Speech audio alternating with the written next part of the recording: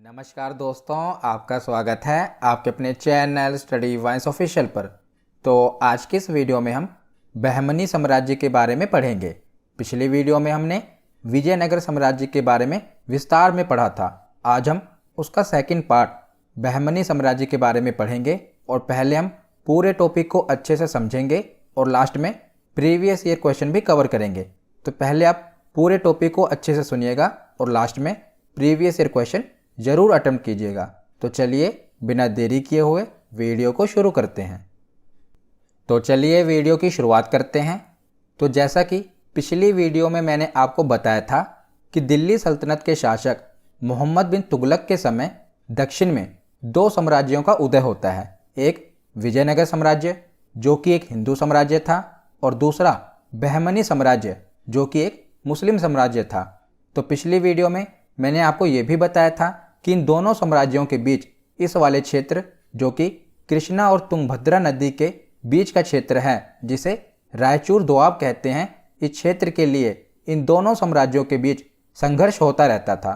तो पिछली वीडियो में मैंने आपको पूरा विजयनगर साम्राज्य कहानी की तरह समझाया था और अगर आपने वो वीडियो नहीं देखी तो प्लेलिस्ट में जाकर जरूर देख लेना। तो अब हम बहमनी साम्राज्य के बारे में पढ़ेंगे जो कि दक्षिण भारत का एक मुस्लिम साम्राज्य था। उत्तर भारत में मोहम्मद बिन तुगलक के शासन के समय इन दोनों साम्राज्यों का उदय होता है। तो अब हम बहमनी साम्राज्य के बारे में पढ़ना शुरू करते हैं। तो बहमनी साम्राज्य का शासनकाल 1347 से लेकर 1527 ईस्वी तक था। हालांकि देखा जाए तो 1482 ईस्वी के बाद इनका पतन होना शुरू हो जाता है। तो बहमनी सल्तनत दक्कन का एक इस्लामी राज्य था। तो दक्कन आपको पता है दक्षिण भारत को कहा जाता है। मैंने मैप में आपको दिखाया था कि ये बहमनी साम्राज्य है और ये विजयनगर साम्राज्य। तो बहमनी सल्तनत दक्कन का एक इस्लामी राज्य था और जो विजयनगर साम्राज्य था वो हिंदू राज्य था। तो इसकी स्थापना 3 अगस्त 1347 को एक तुर्क अफगान सूबेदार अलाउद्दीन बहमन शाह ने की थी और इसका प्रतिद्वंदी हिंदू विजयनगर साम्राज्य था, क्योंकि दोनों ही साम्राज्यों का अभी उदय होता है, विजयनगर साम्राज्य और बहमनी साम्राज्य। तो दोनों ही साम्राज्य अपने क्षेत्र को बढ़ाना चाहते थे, इसीलिए इन दोनों के बीच संघर्ष देखने को मिलता है। तो बाद में जो ये बहमनी साम्राज्य है, आगे हम देखेंगे कि साम्राज्य का विघटन हो जाता है, जिसके फलस्वरूप ये 5 राज्यों में बंट जाता है: गोलकुंडा, बीजापुर, बीदर, बिरार और अहमदनगर। जो ये पूरा का पूरा बहमनी साम्राज्य है ना, बाद में इसका विघटन हो जाता है और ये 5 राज्यों में गोलकुंडा, बीजापुर, बीदर, बिरार और अहमदनगर, इन 5 राज्यों में बढ़ जाता है और इन पांचों को सम्मिलित रूप से दक्कन सल्तनत कहा जाता था। जब ये 5 राज्यों में बट गया तो इन पांचों को सम्मिलित रूप से दक्कन सल्तनत कहा जाने लगा। तो अब हम एक एक करके बहमनी साम्राज्य के सभी शासकों के बारे में कहानी की तरह पढ़ना शुरू करते हैं। तो कहानी की शुरुआत होती है अलाउद्दीन बहमन शाह से। इसका शासनकाल 1347 ईस्वी से लेकर 1358 ईस्वी तक था। तो अलाउद्दीन बहमन शाह इसका नाम नहीं था, इसने ये उपाधि धारण की थी। इसका वास्तविक नाम जफर खां था और इसे हसन गंगू भी कहते थे। वास्तविक नाम क्या था? जफर खां, पर इसे लोग हसन गंगू कहकर बुलाते थे। पर जब ये राजा बना ना, तब इसने एक उपाधि धारण की अलाउद्दीन हसन बहमन शाह की। उसी के बाद इसका नाम पड़ गया अलाउद्दीन हसन बहमन शाह। तो मोहम्मद बिन तुगलक के शासनकाल में 1347 ईस्वी में अलाउद्दीन हसन बहमन शाह ने बहमनी राज्य की स्थापना की और इसका मूल नाम था जफर खां और हसन गंगू भी इसी को ही कहते थे। तो कई बार एग्जाम में पूछा जाता है कि बहमनी साम्राज्य की स्थापना किसने की, तो वहाँ पर अलाउद्दीन हसन बहमन शाह नहीं दिया होता, नाम दिया होता है हसन गंगू या जफर खां। तो तीनों ही एक ही के नाम हैं, याद रखेगा। इसका वास्तविक नाम जफर खां है, पर लोग इसे हसन गंगू कहकर बुलाते थे और जब ये राजा बना तब इसने अपना नाम रख लिया अलाउद्दीन हसन बहमन शाह। आपको क्लियर होना चाहिए। और इसने अपनी राजधानी गुलबर्गा को बनाया था और जब इसने अपनी राजधानी गुलबर्गा को बनाया तब इसने गुलबर्गा का नाम बदलकर एहसानाबाद रख दिया। क्या नाम रख दिया? एहसानाबाद। और इसकी राजभाषा क्या थी? तो बहमनी साम्राज्य की राजभाषा थी मराठी, याद रखिएगा। और अपने साम्राज्य के शासन के लिए इसने 4 प्रांतों में विभाजित कर दिया। तो जो अलाउद्दीन बहमन शाह था ना, इसने शासन की दृष्टि से अपने पूरे राज्य को 4 भागों में विभाजित कर दिया। जैसे आप उदाहरण के रूप में समझें, जैसे कि वर्तमान में भारत है तो भारत में केंद्र सरकार भी है और उसी प्रकार अलग अलग राज्य भी है ना। उसी प्रकार इसने क्या किया, जो पूरा बहमनी साम्राज्य है ना, इसे शासन की दृष्टि से 4 भागों में विभाजित कर दिया। वहां पर इसने अलग अलग सूबेदार नियुक्त कर दिए। तो अपने साम्राज्य को शासन की दृष्टि से इसने 4 प्रांतों में बांट दिया। कौन कौन से? गुलबर्गा, दौलताबाद, बरार और बीदर। इन 4 प्रांतों में इसने बहमनी साम्राज्य को बांट दिया ताकि आसानी से शासन किया जा सके। और इसकी मृत्यु कब हो जाती है? तो 11 फरवरी 1358 को इसकी मृत्यु हो जाती है। और इसकी मृत्यु के बाद अगला शासक इसका पुत्र बनता है मोहम्मद शाह प्रथम। तो 1358 से लेकर 1375 ईस्वी तक शासक बनता है मोहम्मद शाह प्रथम। तो अलाउद्दीन हसन के पश्चात इसका पुत्र मोहम्मद शाह प्रथम सुल्तान बना। और रायचूर दोआब पर अधिकार के लिए इसकी लड़ाई हो जाती है विजयनगर साम्राज्य के राजा। मैंने आपको विजयनगर साम्राज्य वाली वीडियो में बुक्का प्रथम के बारे में बताया था। तो मोहम्मद शाह प्रथम के समय विजयनगर साम्राज्य में बुक्का प्रथम का शासन होता है। तो रायचूर दोआब के लिए इन दोनों के बीच 1368 ईस्वी में अदोनी की लड़ाई हो जाती है। और इस युद्ध में सबसे पहले बारूद का प्रयोग बुक्का प्रथम के विरुद्ध मोहम्मद शाह प्रथम करता है।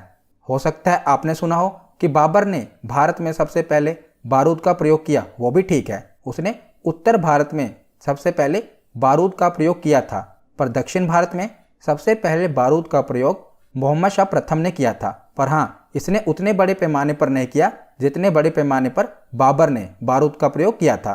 तो दक्षिण भारत में सबसे पहले मोहम्मद शाह प्रथम ने युद्ध में बारूद का प्रयोग किया था। किसके विरुद्ध किया था? बुक्का प्रथम के विरुद्ध किया था। और इस युद्ध का नतीजा क्या होता है? तो इस युद्ध में मोहम्मद शाह प्रथम की हार हो जाती है और विजयनगर शासक बुक्का प्रथम की जीत हो जाती है। तो युद्ध में पराजित होने के बाद बुक्का प्रथम ने इससे यानी कि मोहम्मद शाह प्रथम से मुदगल का किला छीन लिया था। किससे? मोहम्मद शाह प्रथम से, क्योंकि ये हार जाता है। और 1375 में इसकी मृत्यु हो जाती है मोहम्मद शाह प्रथम की। तो मोहम्मद शाह प्रथम की मृत्यु के बाद अगले 2 शासक बनते हैं। तो ये इतने योग्य शासक नहीं थे, इनके बारे में आपको डिटेल में नहीं पढ़ना, पर मैं आपको बता देता हूँ कि अगले 2 शासक कौन बनते हैं। पहले बनता है अलाउद्दीन मुजाहिद शाह। ये 1375 ईस्वी से लेकर 1378 ईस्वी तक बहमनी साम्राज्य का शासक बनता है। उसके बाद 1378 ईस्वी में दाऊद प्रथम बनता है। तो मोहम्मद शाह की मृत्यु के बाद उसका पुत्र मुजाहिद शाह शासक बनता है। इसने भी विजयनगर पर 2 बार आक्रमण किया, क्योंकि इसके पिता को विजयनगर शासक बुक्का प्रथम ने हराया था। तो इसने भी बदला लेने के लिए 2 बार विजयनगर पर हमला किया, परंतु दोनों बार इसको सफलता नहीं मिली। और इसने मध्य एशिया से आने वाले विदेशी अमीरों की उच्च पदों पर नियुक्ति की। तो जो मध्य एशिया से अमीर लोग आए थे ना, इसने उसको अपने दरबार में उच्च पदों पर नियुक्ति दे दी, जिस कारण क्या हुआ कि इसके यहाँ के जो अमीर थे वो इससे नाराज हो गए। और परिणाम क्या निकला? तो इसके परिणाम स्वरूप उन्होंने एक षड्यंत्र रचा और 1378 ईस्वी में इसकी हत्या कर दी। किसकी? अलाउद्दीन मुजाहिद शाह की। तो अलाउद्दीन मुजाहिद शाह की हत्या के बाद अगला शासक उसका चचेरा भाई दाऊद को बनाया जाता है। तो दाऊद 1378 ईस्वी में सुल्तान बनता है, परंतु ये भी कुछ दिनों तक ही सिंहासन पर बैठ पाता है। उसके बाद क्या होता है कि जो मुजाहिद शाह की बहन होती है वो षड्यंत्र रचकर इसकी हत्या करवा देती है। मतलब कि ये ज़्यादा दिनों तक शासक नहीं बन पाता। तो मोहम्मद शाह प्रथम की मृत्यु के बाद 2 शासक बनते हैं, अलाउद्दीन मुजाहिद शाह। और अलाउद्दीन मुजाहिद शाह की हत्या के बाद शासक बनता है दाऊद प्रथम। तो ये दोनों ज़्यादा देर तक शासक नहीं बने रहते। उसके बाद अगला शासक बनता है मोहम्मद शाह द्वितीय। ये 1378 ईस्वी से लेकर 1397 ईस्वी तक बहमनी साम्राज्य का शासक रहता है। तो मुजाहिद द्वितीय को ही मोहम्मद शाह द्वितीय कहा जाता है, यानी कि इसका अन्य नाम मुजाहिद द्वितीय भी था। और बहमनी राज्य के सिंहासन पर इस जैसा शांति प्रिय और विद्वान अनुरागी सुल्तान कभी नहीं बैठा, क्योंकि इसने अपने शासनकाल में ज़्यादा युद्ध नहीं किए। इसने सिर्फ जनता की भलाई के लिए ही कार्य किए। इसने जन कल्याण के लिए बहुत से काम किए और इसने विजयनगर साम्राज्य के साथ भी मैत्रीपूर्ण संबंध बनाए रखे, यानी कि इसने विजयनगर साम्राज्य के साथ भी युद्ध नहीं किया। और 1397 ईस्वी में इसकी मृत्यु हो जाती है। तो इसकी मृत्यु के बाद अगला शासक बनता है ताजुद्दीन फिरोज। ये 1397 ईस्वी से लेकर 1422 ईस्वी तक शासक बना रहता है बहमनी साम्राज्य का। तो यह बहमनी वंश के सर्वाधिक विद्वान सुल्तानों में से एक था और यह विभिन्न भाषाओं का ज्ञानी था। तो विभिन्न भाषाओं का ज्ञानी ये इसलिए भी था क्योंकि इसने उस समय अलग अलग देशों की रानियों से शादी की हुई थी। तो फरिश्ता के अनुसार फिरोज फारसी, अरबी, तुर्की, इसके अतिरिक्त तेलुगु, कन्नड़ और मराठी भाषाओं का जानकार था। तो इसको बहुत सी भाषाएं आती थी। तो इसने क्या किया था, तो इसने भीमा नदी के तट पर फिरोजाबाद की स्थापना ताजुद्दीन फिरोज ने की थी। बहुत ही इंपॉर्टेंट है, कई बार एग्जाम में पूछा गया है कि फिरोजाबाद की स्थापना किसने की थी, तो ताजुद्दीन फिरोज ने। किस नदी के किनारे, तो भीमा नदी के किनारे इसने फिरोजाबाद की स्थापना की थी। और ताजुद्दीन फिरोज खगोलकी को प्रोत्साहन देता था। इसने दौलताबाद के पास एक वेधशाला भी बनवाई थी। किसने, ताजुद्दीन फिरोज ने। और उसके बाद आगे चलते हैं, तो इसने देवराय प्रथम, तो इसके समय विजयनगर साम्राज्य का शासक था देवराय प्रथम। तो इसने देवराय प्रथम से 2 बार युद्ध किया और उसे पराजित करके उसके पुत्री से विवाह कर लिया। किसने, ताजुद्दीन फिरोज ने देवराय प्रथम को 2 बार हराया और उसके बाद क्या किया, उसकी पुत्री से विवाह कर लिया। तो ताजुद्दीन फिरोज के बाद अगला शासक बनता है शिहाबुद्दीन अहमद प्रथम। ये 1422 ईस्वी से लेकर 1436 ईस्वी तक बहमनी साम्राज्य का शासक था। तो शिहाबुद्दीन अहमद प्रथम ने अपनी राजधानी गुलबर्गा से हटाकर बीदर में स्थापित कर दी। तो अभी तक जितने भी बहमनी साम्राज्य के शासक हुए उनकी एक ही राजधानी थी गुलबर्गा। पर जैसे ही शिहाबुद्दीन अहमद प्रथम शासक बना, इसने सबसे पहले क्या किया, इसने गुलबर्गा से राजधानी हटाकर बीदर कर दी और इसने बीदर का नया नाम मुहम्मदाबाद अपने पुत्र के नाम पर मुहम्मदाबाद रख दिया। जैसे कि हमने शुरू में पढ़ा था कि अलाउद्दीन बहमन शाह ने गुलबर्गा का नाम क्या रख दिया था, एहसानाबाद। उसी तरह जब इसने अपनी राजधानी बीदर को बनाया तो इसने बीदर का नाम मुहम्मदाबाद रख दिया। तो शिहाबुद्दीन अहमद को अहमद शाह वली या संत अहमद के नाम से भी जाना जाता था। इसकी उपाधि थी। कई बार एग्जाम में पूछा गया है कि किस बहमनी शासक को अहमद शाह वली या संत अहमद के नाम से जानते हैं, तो शिहाबुद्दीन अहमद प्रथम को अहमद शाह वली या संत अहमद के नाम से जाना जाता था। जो इसका शासन था यह धर्म एवं न्याय के लिए प्रसिद्ध था, इसीलिए इसे संत अहमद कहते थे। वैसे इसका नाम अहमद प्रथम था, पर इसका जो शासन था यह धर्म और न्याय के लिए प्रसिद्ध था, इसीलिए इसे संत अहमद भी कहा जाता था, याद रखिएगा। तो शिहाबुद्दीन अहमद प्रथम की मृत्यु के बाद जो अगले शासक बनते हैं ये इतने योग्य नहीं होते। ये 3 शासक हैं, देख लीजिए। पहले हैं अहमद शाह द्वितीय। इनका शासन 1436 से लेकर 1458 ईस्वी तक था। उसके बाद अगला शासक बनता है अलाउद्दीन हुमायूं। इसका शासन 1458 ईस्वी से लेकर 1461 ईस्वी तक रहा। उसके बाद अगला शासक बनता है निजामुद्दीन अहमद शाह। इसका शासन 1461 से लेकर 1463 ईस्वी तक था। ये तीनों ही शासक इतने योग्य नहीं होते और ना ही इन्होंने ऐसा काम किया है जो मैं आपको पढ़ाऊं और जो कि एग्जाम में पूछा जाए। ये तीनों शासक अयोग्य शासक थे, पर मैंने आपको इसलिए बता दिए ताकि आपको पता रहे कि शिहाबुद्दीन अहमद प्रथम के बाद अगले 3 शासक कौन बने। तो इन तीनों के बाद जो अगला महत्वपूर्ण शासक बनता है उसका नाम था मोहम्मद तृतीय। तो मोहम्मद तृतीय का शासनकाल 1463 ईस्वी से लेकर 1482 ईस्वी तक था। तो राज्यारोहण के समय मोहम्मद तृतीय की आयु केवल 9 वर्ष की थी, यानी कि जब मोहम्मद तृतीय को राजा बनाया गया तो इसकी आयु मात्र 9 वर्ष थी।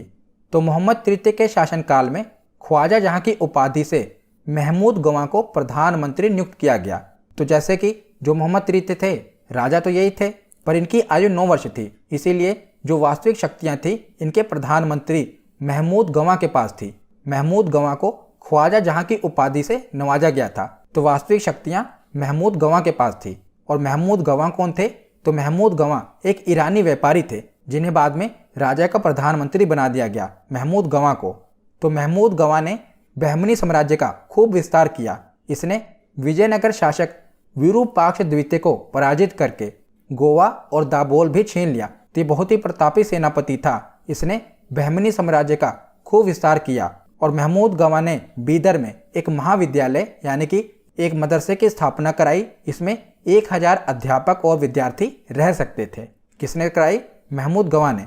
पर 1482 ईस्वी में मोहम्मद तृतीय जो राजा था इसने महमूद गवां को मृत्यु दंड दे दिया। जबकि महमूद गवां ने बहमनी साम्राज्य का बहुत विस्तार किया था, फिर भी मोहम्मद तृतीय ने इसको फांसी दे दी। क्यों? क्योंकि मोहम्मद तृतीय के जो बाकी के मंत्री थे ना, ये महमूद गवां से बहुत ही जलते थे। क्योंकि जो महमूद गवां था एक विदेशी था, क्योंकि ये ईरानी था और ये राजा के बहुत ही करीब आ चुका था। तो बाकी के मंत्री ये नहीं चाहते थे कि राजा के इतने करीब आए। तो वो राजा के कान भर देते हैं कि जो महमूद गवाह है ना, एक दिन खुद राजा बन जाएगा, क्योंकि इसी ने बहमनी साम्राज्य का खूब विस्तार किया और ये आपको हटाकर एक दिन राजा बन जाएगा। तो मोहम्मद तृतीय क्या करता है, उसको फांसी की सजा सुना देता है और उसको बाद में फांसी पर चढ़वा देता है। किसे? महमूद गवाह को। और यहीं पर ये गलत काम कर देता है, क्योंकि जो महमूद गवाह था इसी ने बहमनी साम्राज्य का विस्तार किया और ये राजा के अंदर ही काम कर रहा था। फिर भी बाकी के मंत्री ये नहीं चाहते थे कि महमूद गवाह राजा के इतने करीब पहुंचे, क्योंकि महमूद गवाह बाकी मंत्रियों से बहुत बाद में आया था और ये बहुत ही ऊपर पदवी पर पहुंच गया था, इसलिए बाकी मंत्रियों ने इसे फांसी की सजा दिलवा दी। तो अगला शासक बनता है महमूद शाह। महमूद शाह का शासनकाल 1482 ईस्वी से लेकर 1518 ईस्वी तक था। तो मोहम्मद तृतीय के बाद अगला शासक उसका अल्पसंख्यक पुत्र महमूद शाह बना। और महमूद शाह के समय भी वास्तविक शक्तियां उसके प्रधानमंत्री कासिम बरीद और उसके पुत्र अमीर उल बरीद के हाथों में थी। तो दोनों बाप बेटों के हाथों में शक्तियां थी और दोनों बाप बेटे बाद में महमूद शाह को ही हटा देते हैं, क्योंकि दोनों ही बहुत ही शातिर होते हैं और बाद में महमूद शाह को हटा देते हैं। तो महमूद शाह के बाद बहमनी साम्राज्य का अंतिम शासक बनता है कलीमुल्ला। तो कलीमुल्ला का शासनकाल 1518 ईस्वी से लेकर 1527 ईस्वी तक रहा। बाद में जो इसका साम्राज्य था बहुत ही सीमित क्षेत्र में था, क्योंकि अभी हम देखेंगे कि इसी के शासन के बाद जो बहमनी साम्राज्य है ना, ये अलग अलग क्षेत्रों में बंट गया। तो कलीमुल्ला बहमनी वंश का अंतिम शासक था। इसके मृत्यु के समय बहमनी राज्य 5 स्वतंत्र राज्यों में बंट गया। अब हम देखेंगे, मैंने आपको शुरू में ही बताया था ना कि बाद में क्या होता है कि बहमनी साम्राज्य विघटित हो जाता है और 5 अलग अलग स्वतंत्र क्षेत्रों में बढ़ जाता है। तो ये कौन कौन से क्षेत्र हैं वो हम देख लेते हैं। तो ये 5 राज्य निम्नलिखित हैं। तो इन 5 राज्यों के अलग अलग संस्थापक बन जाते हैं और वो अपना स्वतंत्र साम्राज्य शुरू कर देते हैं। तो जैसे कि बरार, तो बरार के संस्थापक थे फतेह उल्लाह इमाद और यहीं से इन्होंने इमाद शाही वंश की शुरुआत की। इनका नाम है इमाद, तो यहीं से शुरू हुआ इमाद शाही वंश। कहाँ पर? बरार में। दूसरा स्वतंत्र राज्य था बीजापुर। इसकी स्थापना की यूसुफ आदिल खान ने और इन्होंने आदिल शाही वंश की शुरुआत की बीजापुर में। तीसरा स्वतंत्र राज्य था अहमदनगर, जिसकी स्थापना मलिक अहमद ने की और यहीं से शुरुआत होती है निजाम शाही वंश की। चौथा स्वतंत्र राज्य था गोलकुंडा। गोलकुंडा के संस्थापक थे कुली कुतुब शाह। बहुत ही इंपॉर्टेंट है, कौन? कुली कुतुब शाह। इन्होंने गोलकुंडा साम्राज्य की स्थापना की और यहीं से कुतुब शाही वंश की शुरुआत होती है गोलकुंडा में। और 5वां स्वतंत्र क्षेत्र था बीदर। बीदर के संस्थापक थे अमीर अली बरीद। तो बरीद शाही वंश की यहीं से शुरुआत होती है बीदर से। तो 5 स्वतंत्र राज्यों की शुरुआत होती है बरार, बीजापुर, अहमदनगर, गोलकुंडा और बीदर। इनके संस्थापक के नाम आपको याद होने चाहिए। तो यहाँ पर हमने बहमनी साम्राज्य के बारे में पढ़ लिया। अब हम बहमनी साम्राज्य के प्रशासन के बारे में देख लेते हैं। तो अब हम बहमनी साम्राज्य के प्रशासन के बारे में देख लेते हैं कि यानी बहमनी साम्राज्य चलता क्या था, इसकी प्रशासन व्यवस्था क्या थी, कौन कौन से मंत्री थे। तो सबसे पहले एक पदवी होती थी वकील सल्तनत की। तो इसमें कौन होता था?